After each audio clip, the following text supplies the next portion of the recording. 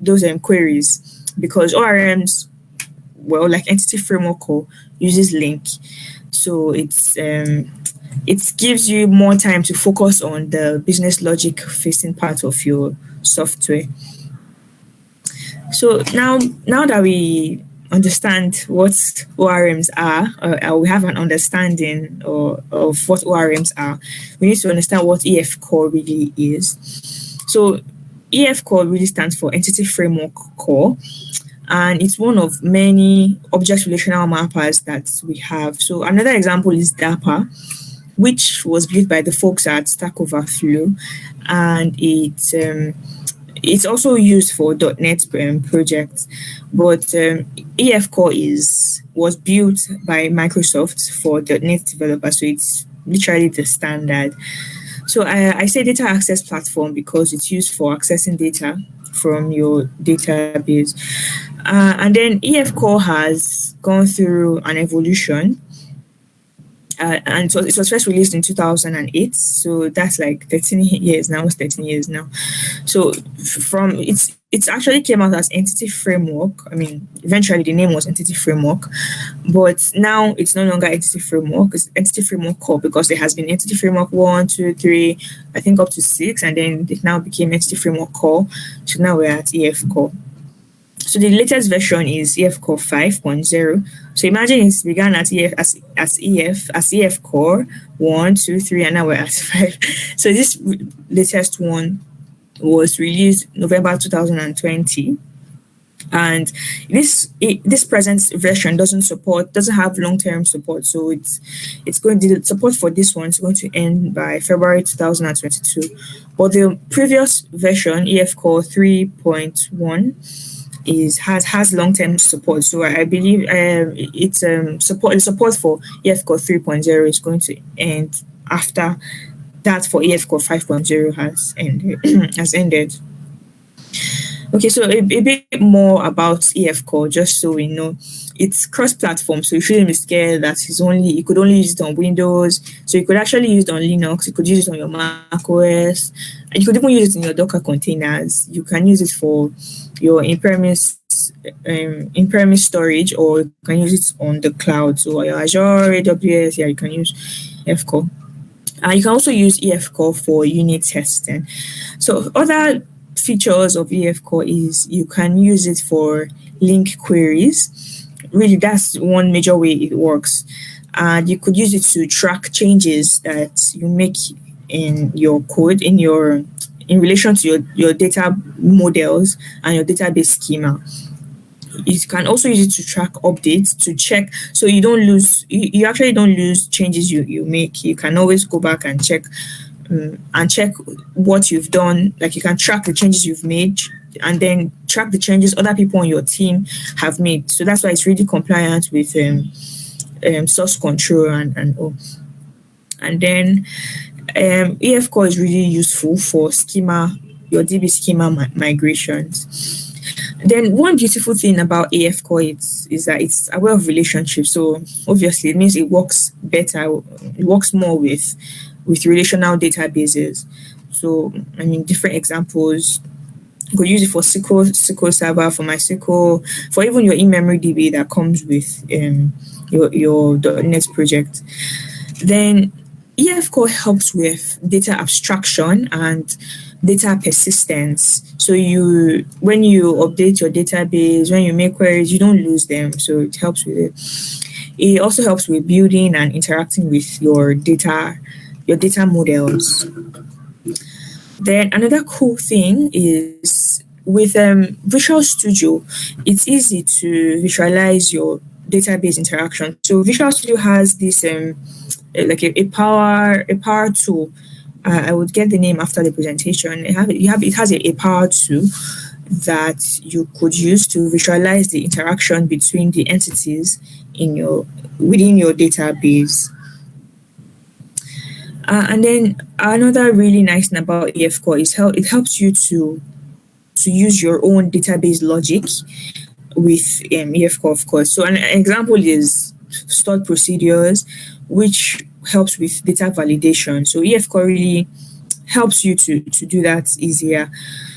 So yeah, so in summary, the three major advantages of EFCO include coding consistency, developer productivity. So you spend more time actually working on the domain part of your software. So you don't have to worry too much about nitty-gritty details that require you to write a lot of SQL code, and it eliminates redundant data interaction. So it's easier to track your entities and their relationship.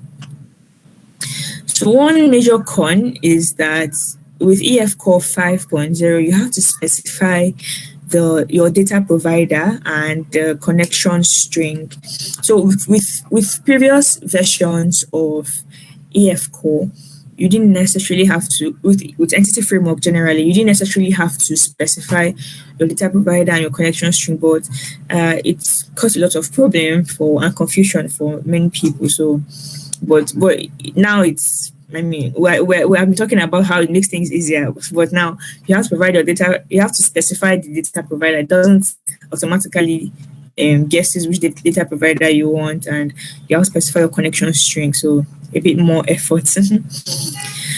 So I will be showing a project after the presentation, but I just needed us to know these very important methods that we'll be using for the project. So first of all, the on configuring method, which would help to be aware of the connection string that we would be using that the app would be using during runtime.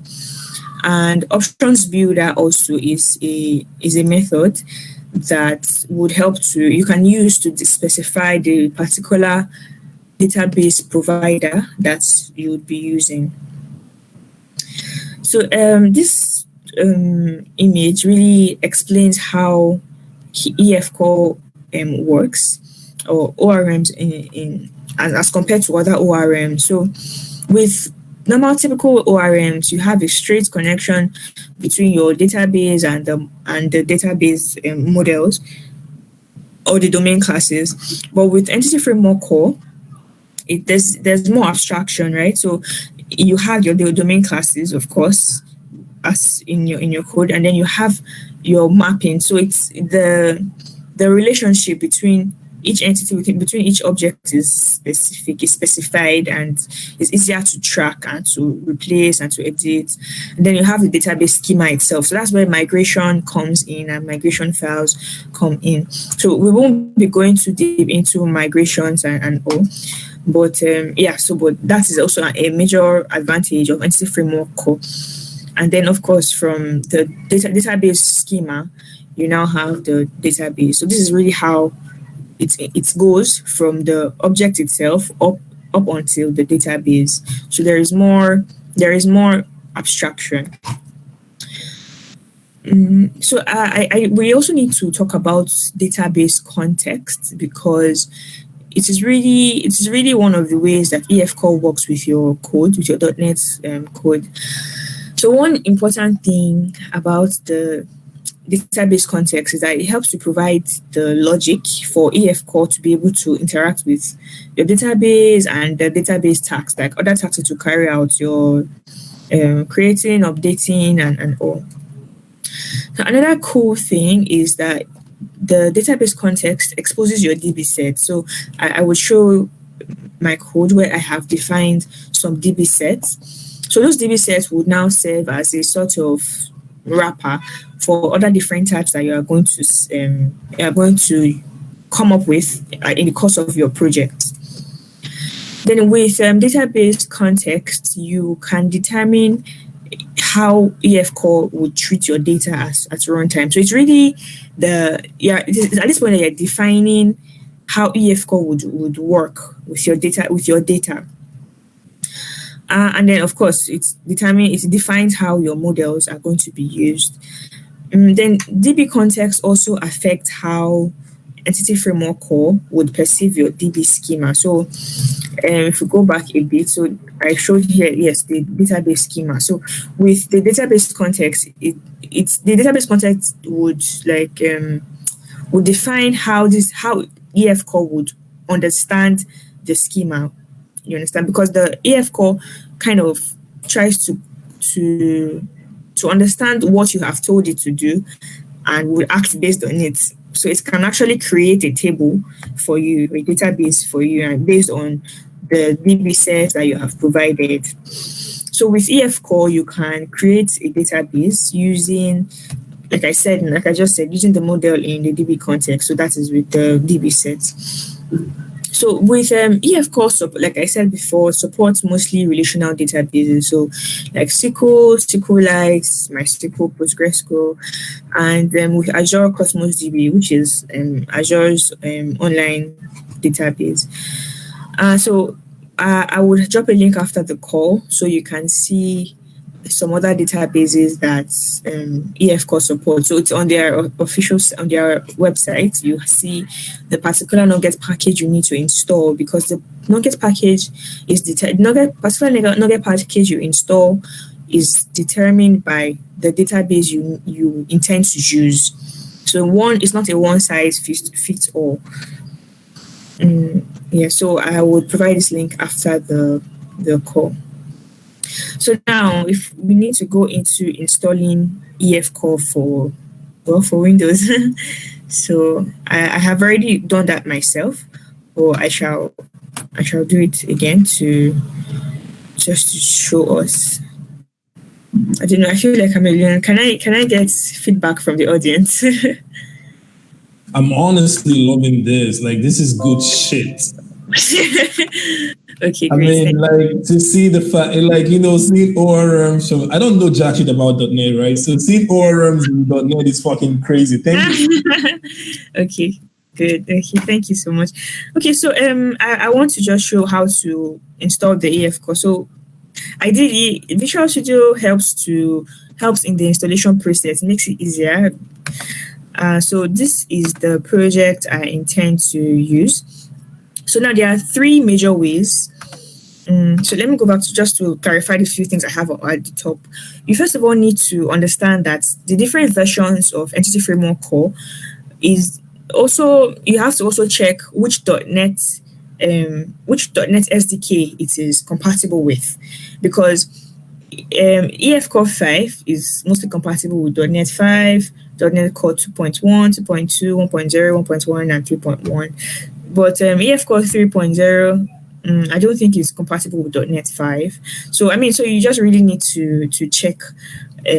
First of all, you can check on Microsoft's website. We could even just go to Entity Framework and then just to confirm, it's really not.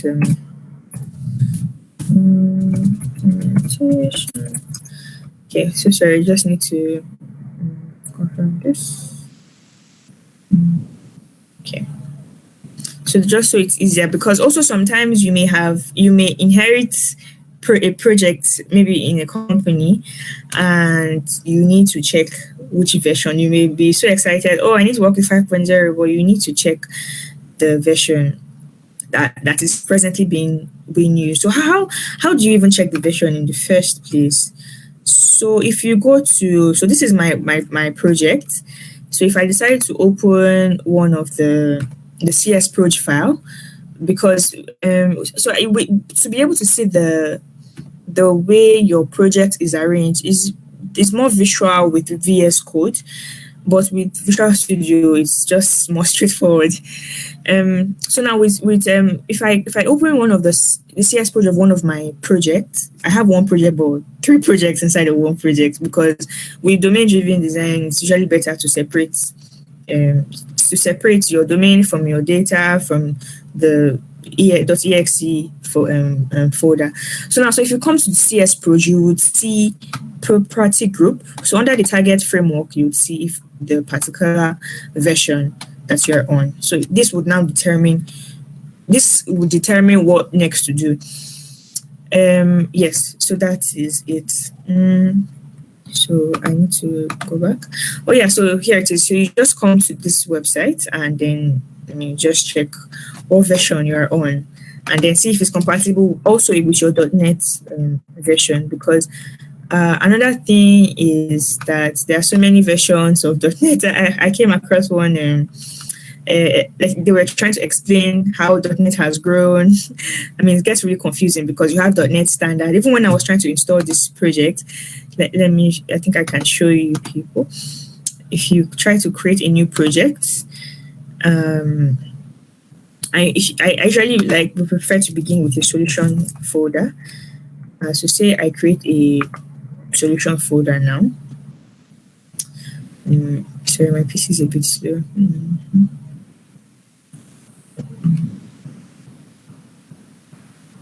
Okay. Sorry, one moment.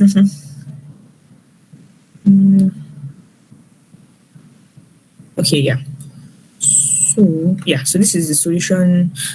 Okay, no, not the solution folder. Not console. So I want to show you the class library. Yeah, library. So now, if you want to create a class library, you would see two options, right? You would see the class library for .NET Standard or .NET Core. Sometimes they come separately. Sometimes you see, so now see this is the class library for just .NET Framework. But then the one for .NET Core is different. This is it. So you need to be sure of what version you are using before you create your class libraries.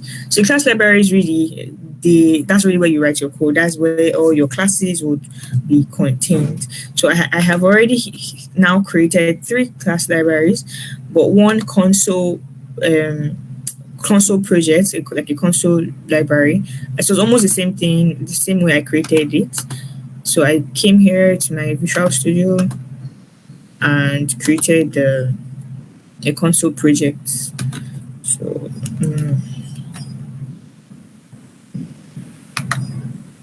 so the reason you could actually work on an ASP.NET Core project instead, but for just to explain things, I think a console project is better. So now you see this is a console application. There is a console application for the .NET Framework and then the one for .NET Core. But I'm working with .NET Core, not .NET, because .NET Framework, you won't be able to work with it on Linux and Mac OS. So it's just specific for Windows. So I clicked on this. And then sometimes you have to go back and specify the particular target framework after you have already created it. After you have already created your class library, sometimes you have to come back here to check just to be sure the particular target framework that has been chosen for you. So since I am using .NET 5.0, which is the most current, that is why it is on 5.0. But sometimes it comes by default on 3.1 or 2.0. Yeah. So you also need to make sure that you have the .NET SDK installed on your system if you intend to do this. So you just search for the .NET SDK. Okay.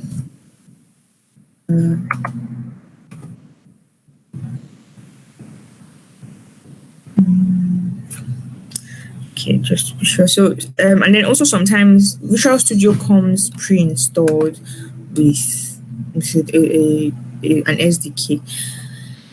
Yeah, so from here you now choose depending on the version you want. So since this was 5.0 I wanted, I selected the times 64 SDK because that is what my system would accept. So I went with the SDK itself, not the runtime.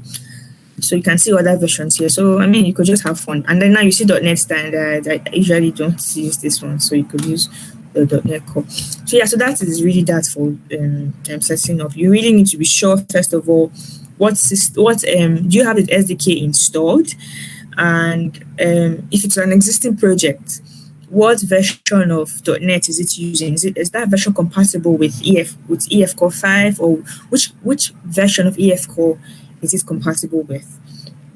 Then the database you intend to use, because I'm sure before you begin a project, if it's a team project, you discuss based on your need the particular kind of database to use. So you need to first of all confirm the particular database you intend to use before you install the EF Core package itself.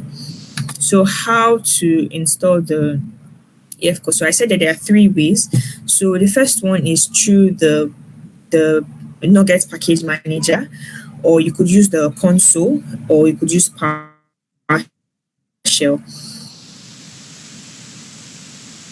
So if you intend to use the console, this is for the console, yeah.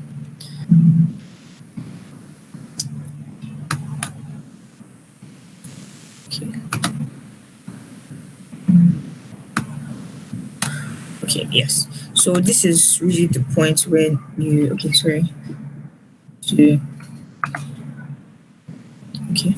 So I need to check to get the entity framework.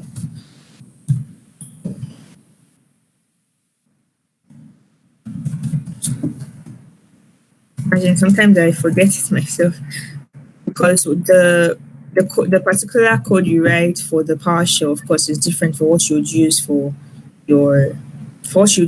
command line. So yeah. So but usually I use .NET install, but for PowerShell it's more install package Microsoft.entity framework core, then the particular database. So this is why I say you need to be sure of the particular database you intend to use, because when you install this particular Nuget package, it installs all its own dependencies as well. So when you install this .SQL Server, it also installs Entity Framework Core itself and installs other dependencies that the SQL Server relies on or it would use. Yeah, so if you want to install it using the command line, you can use this one. That is .NET add package Microsoft the Entity Framework Core .SQL Server, or you could use the Nuget Package Manager. So with that, you would find that here. So go to tools, then Nuget Package Manager. So you could use the console, or you could virtual solution.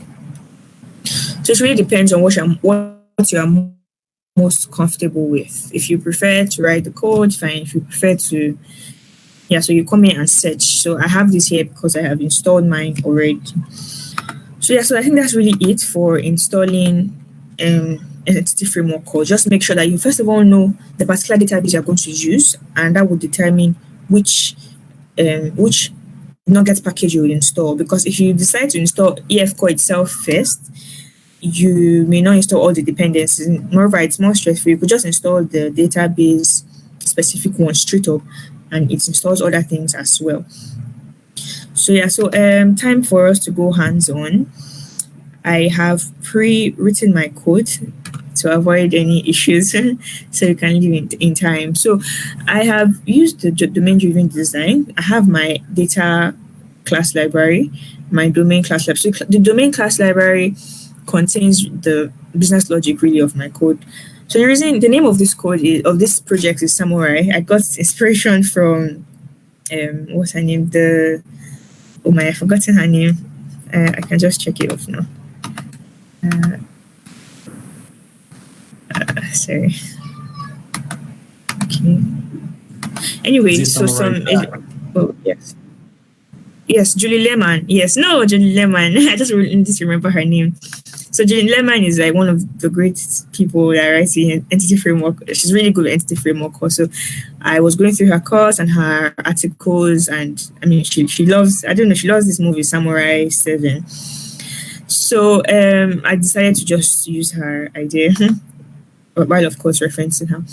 So what this app is supposed to do is that it's supposed to show you the quotes of a character in the movie, and also show you the person's name and all. So I won't show all of that. I really just want to show us how the first idea that with Entity Framework you can modify your data, your tables right from your console, your code base here. So we would go through the code base. So with this is the sound. So now the data project I had to create the DB context. I spoke about DB context before, because these DB sets would help you if you have not created your table. The DB context would help you to help Entity Framework to create your table. So it would know that it needs to have summarize column, it needs to have a quotes column, okay, and then to create. So it's going to use, so I would, let me open it. Yes. So yeah. Configuration. Okay. So yeah, so it's going to use the I'm trying to find it. Okay, yes. So yes, ensure created. So when the code begins to run from your program.cs, it will check if the database has been created using this method, this ensure created method. So if it confirms that it has been created, when I run this code, it would to run a get method and then run an add method and then a get. So it's going to check, do I have this name? To check, okay, these are the names I have. It will show you to print out the names, and then you can add whatever name you specify here, because I can change the name to, I don't know, maybe funny, I don't know, any funny name. If you do this, it actually updates your table. And how to know that your table is, I will open our the SQL Server.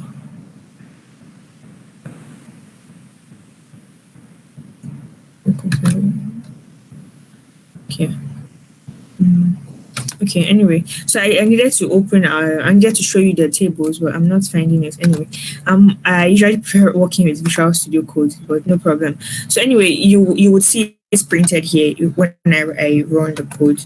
So now I have changed the name, right, to Onion. I've saved it. So if I run, I have to CD into the project Samurai.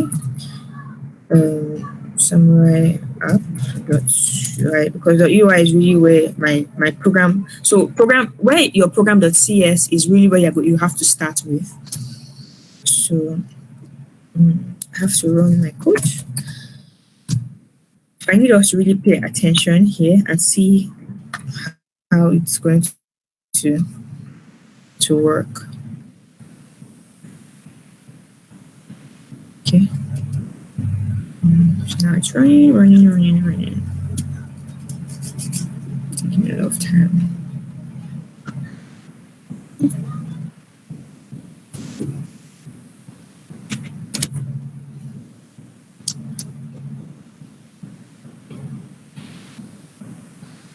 Okay, I'm waiting. It's taking so much time. Anyway.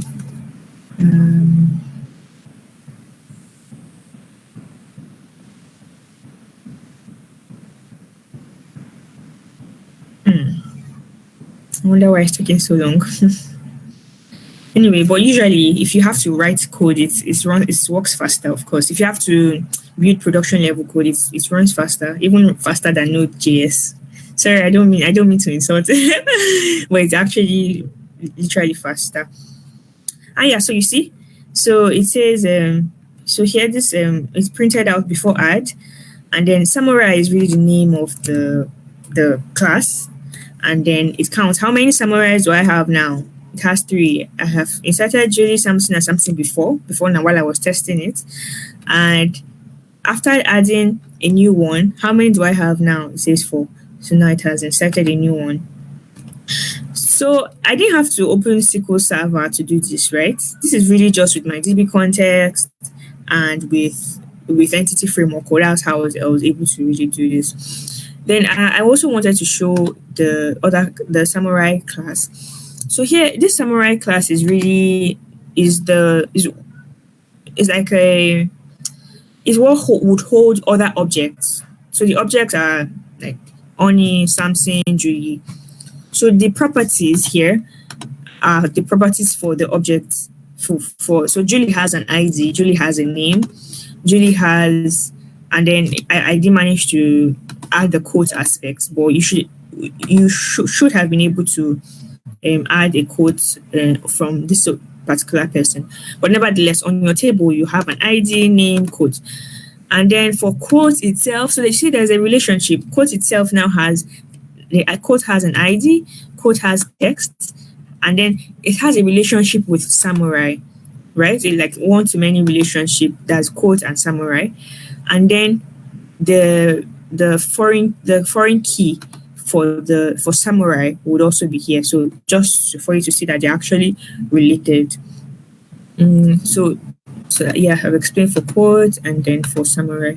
Then I also needed to go through the program.cs file again. So now you see that the context, the DB context is being referenced here because you need to be able to, it needs to be able to work with the context. You can just specify, you can just come to your context and specify, oh, okay, this is what the table would have, but the project won't be able to work with it until you tell it that, oh, you have this in your memory, so you have to use it, right? So here you specify the DB context, and then of course you run your code, and then it now comes within, when you begin, this just helps you to start running the code. So it checks the context. Is there in the database, is there a created, is there any database created? If not, it's going to create it actually. And then it would now get, so like a get method, it will get the number of people, of samurais I have inserted before, because it's actually using SQL Server. And then it will add whatever it is I have specified here. So you can see the add samurai method here, which it has been defined here already. So I'm able to now add a new one that has this name. So I could literally even add, I don't need to add the ID, it automatically generates the ID itself, but I can add the quotes at this point. So it concludes by now adding the summaries and then saves the changes. So remember that after adding it, you have to get it because it needs to print it out. I want it to print out. So that's what I use my console.writeLine method to do. So this text would now hold the name, what I have specified here, which is after add and or before add. So that's what the text here stands for. Then it will now count the summarize. So really how an Efco really just comes in is for you to be able to interact with the SQL Server. I haven't even opened my SQL Server here, and I have been able to work with my database. Then another thing I needed to show everyone was how to work with migration file, but I didn't manage to put that together. But it's another really cool feature of Efco, because with the migration file, that's really where you are able to track changes, where you're able to update changes that you make to your database and all. Yeah, so that's really all I have. I don't know if anybody has questions, if something you don't really get. Well, thank you so much. So I shall stop sharing my screen. I mean, this has got to be I think this has got to be the one of the best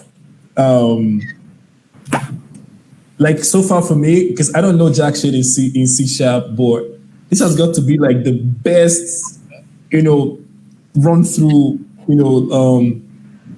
of entity framework and C# and .NET like I've seen in years as a software engineer. This is crazy, right? Yeah, I mean, so first of all, this is really good. Thank you so much. And but I have one question, right? And you made me fall in love with C#, right? You made me. It's fall in love with C#.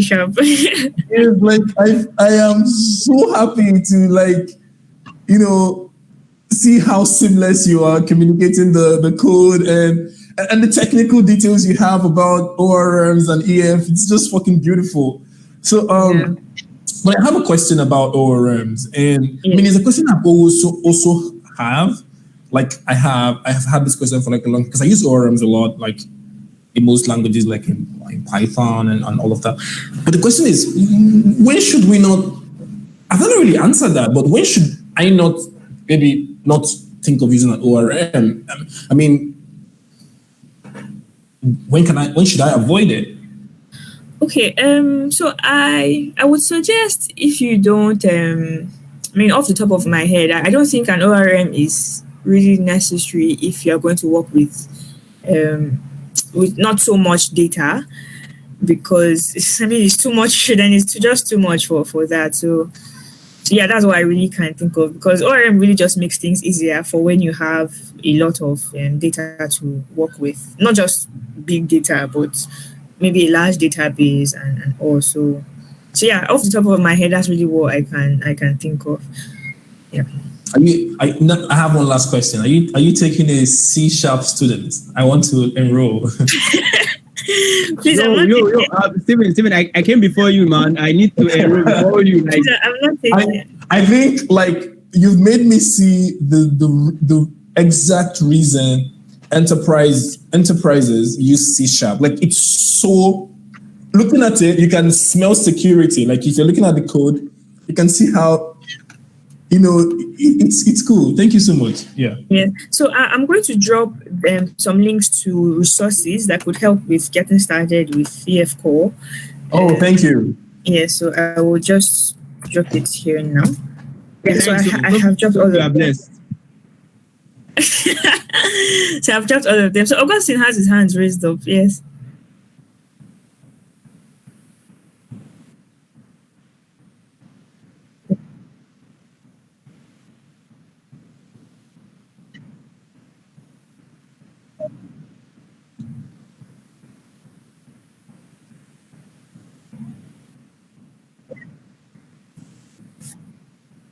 Mm-hmm.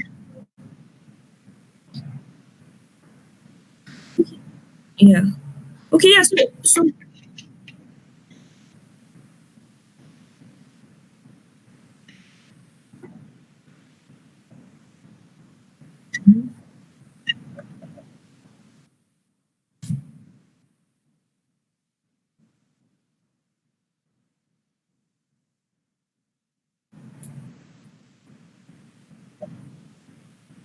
yeah. So Microsoft itself has a really hefty amount of resources to use for starting out with C#. So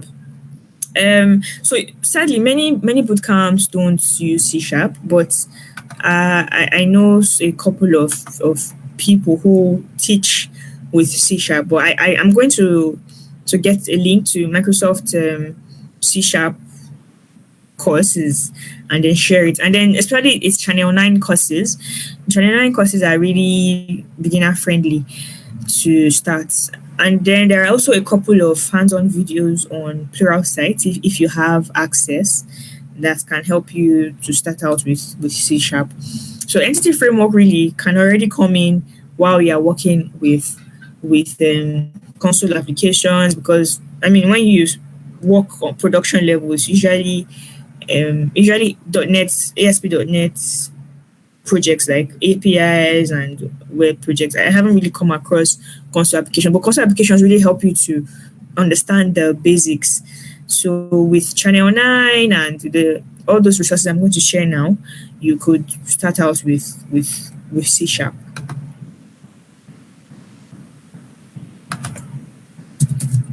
I'm really looking forward to receiving the resources, because I think my love for OOP languages just got reinstated, right? Yeah, I'm looking forward to it. Yes, I think it even makes things, I don't know. What really just fascinates me is how it just makes things simpler. Like when you move away and then you now realize, oh, things are difficult. Please, I'm going back. Things are difficult if you don't do it this way. So you're able to really concentrate on the problem, because as developers, we're not just writers of code. We're actually trying to solve business problems. So you're able to focus more on those problems. Yeah.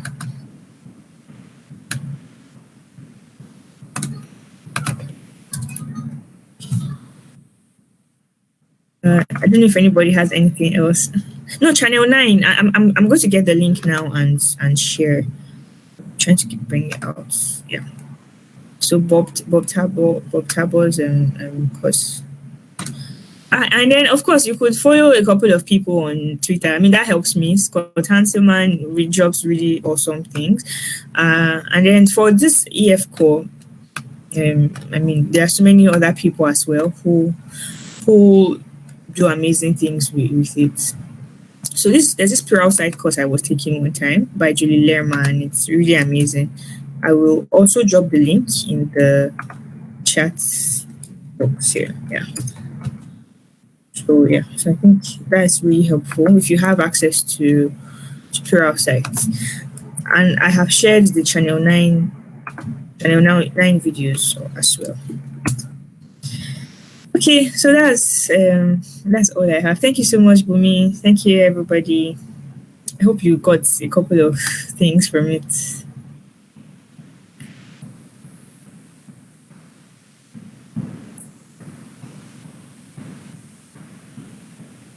Much, Sophie. Yeah. Thank you. Thank you. This is Yes, thank you. So I think we can end the call now. Okay, have a great evening. Bye. Bye bye. Thank you.